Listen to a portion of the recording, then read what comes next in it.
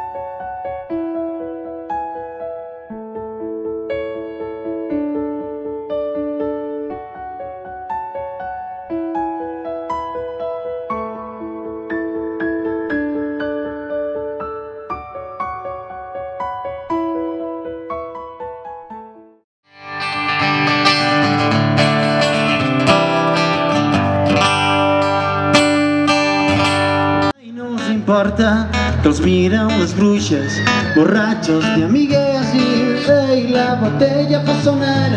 la mira i la besa.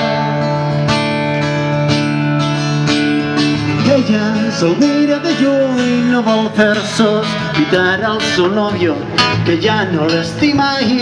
va sempre on la resta el vent i la frenen els nervis. Tots sabeu que serà